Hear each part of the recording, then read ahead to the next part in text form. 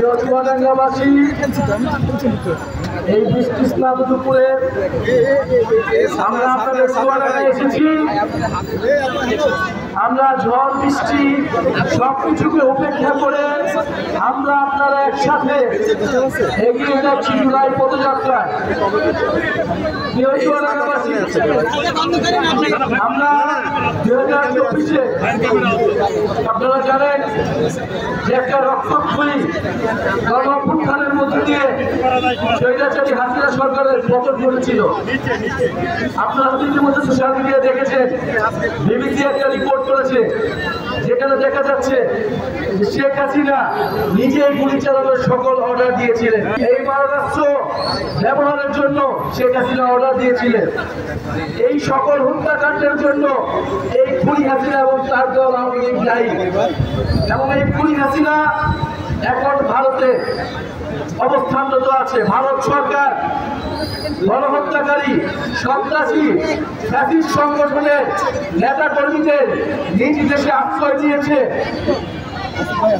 এবং আমরা আরো দুঃখের সাথে বলতে চাই যে চুয়াডাঙ্গা সহ বাংলাদেশের সীমান্তবর্তী এলাকায় এই যে গত 54 বছর ধরে সীমান্তে মানুষ হত্যা হচ্ছে, নিরপরাধ বাংলাদেশি মানুষদেরকে, কৃষকদেরকে হত্যা করা হচ্ছে। আমরা চুয়াডাঙ্গার দর্শনা উপজেলার এক কৃষকের কথা শুনতে পেলাম, 7 দিন আগে সীমান্তে তাকে হত্যা করা হয়েছিল, 7 দিন পরে তার লাশ ফেরত দিয়েছে। কোন সীমান্তরক্ষী বাহিনী নয়, সেটি একটি খুনি বাহিনীতে পরিণত হয়েছে। বাংলাদেশের মানুষকে খুন করাই যেন তার একমাত্র দায়িত্ব। আমরা বলতে চাই গত 54 বছর ধরে বাংলাদেশের মানুষজন, বাংলাদেশের জনগণ, বাংলাদেশের নাগরিকরা গোলামীর জীবন যাপন করতে হয়েছিল। তাদের মানবিক মর্যাদা, সার্বভৌমত্ব, স্বাধীনতা বারবার ক্ষুণ্ণ হয়েছে ভারতীয় আধিপত্যবাদ দ্বারা। সীমান্তে আমার মানুষকে খুন করা হয়েছে, আমাকে আমার বাড়ির চুক্তি, বাড়ির ন্যায্য চিকিৎসা দেওয়া হয়নি, এবং আমাকে রাজনৈতিকভাবে, অর্থনৈতিকভাবে, সাংস্কৃতিকভাবে বারবার অবদমন করা হয়েছে। শেখ হাসিনা সরকার 16 বছর ধরে টিকেছিল, খুন মানুষকে হত্যা করেছে এই ভারত সরকারের প্রত্যক্ষ এবং পরোক্ষ সমর্থনে। আমরা স্পষ্টভাবে বলেছি, সীমান্ত হত্যা আমরা কোনোভাবেই মেনে নিব না। বাংলাদেশের জনগণকে, বাংলাদেশের সীমান্তকে, বাংলাদেশের মাটি ও মানচিত্রকে রক্ষা করা বাংলাদেশের ছাত্র তরুণ যুবদের দায়িত্ব। সেই দায়িত্ব আমরা নিয়েছি এবং সেই দায়িত্বের ভিত্তিতে জাতীয় নাগরিক পার্টি কাজ করবে। আমরা আজকে চুয়াডাঙ্গা থেকে বলতে চাই, গত 54 বছরে হাজারের উপরে মানুষ বাংলাদেশের সীমান্তে হত্যা করা হয়েছে। আমাদের মোল্লা ফারুক ভাই বললেন, এই চুয়াডাঙ্গার সীমান্তে 200 বেশি মানুষ সীমান্তে হত্যা করা হয়েছে। সীমান্তে গরু চালানকারী বলে, পাচারকারী বলে আমার গরিব কৃষকদেরকে হত্যা করা হচ্ছে, আমার বাংলাদেশি মানুষদেরকে হত্যা করা হচ্ছে। অথচ গত 54 বছরের কোন সরকার এর বিরুদ্ধে কোনো ব্যবস্থা নিতে পারেনি। আমরা অন্তর্বর্তী সরকারকে বলবো, আপনাদেরকে কঠোর হতে হবে এবং কোন সরকারের দিকে আমরা তাকিয়ে থাকবো না। বাংলাদেশের জনগণ, বাংলাদেশের ছাত্র তরুণরা অবশ্যই তার সীমান্তকে, মানচিত্রকে, মানুষকে রক্ষা করার পবিত্র দায়িত্ব গ্রহণ করবে।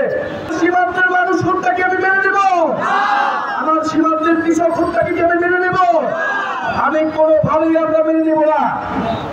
ভারত যদি বাংলাদেশের সাথে সৌহার্দ্যমূলক সম্পর্ক চায়, সমতা, ন্যায্যতা এবং মর্যাদার ভিত্তিতেই সেই সম্পর্ক হতে হবে। বাংলাদেশি কেবল ভারতের উপর নির্ভরশীল নয়, ভারত সম্পূর্ণভাবে বাংলাদেশের উপর নির্ভরশীল। ভারতের অখণ্ডতা, ভারতের সার্বভৌমত্ব বাংলাদেশের উপর নির্ভরশীল। এটা যাতে ভারত কোনোভাবেই ভুলে না যায়। আমরা স্পষ্টভাবে বলতে চাই, গণঅভ্যুত্থানের পরে আমরা একটা বৈষম্যহীন, একটা সম্প্রীতির বাংলাদেশ চেয়েছিলাম, কিন্তু আমরা দেখছি নানা ধরনের রাজনৈতিক অন্তর্গন্ধনে বহু মানুষ মারা যাচ্ছে। চাঁদাবাজ, দুর্নীতি, দখলদারিত্ব পুরো বাংলাদেশকে ছেয়ে গিয়েছে। চুয়াডাঙ্গাবাসীকে আজকে আমরা বলতে এসেছি, আপনারা ভয় পাবেন না, আপনাদের সন্তানরা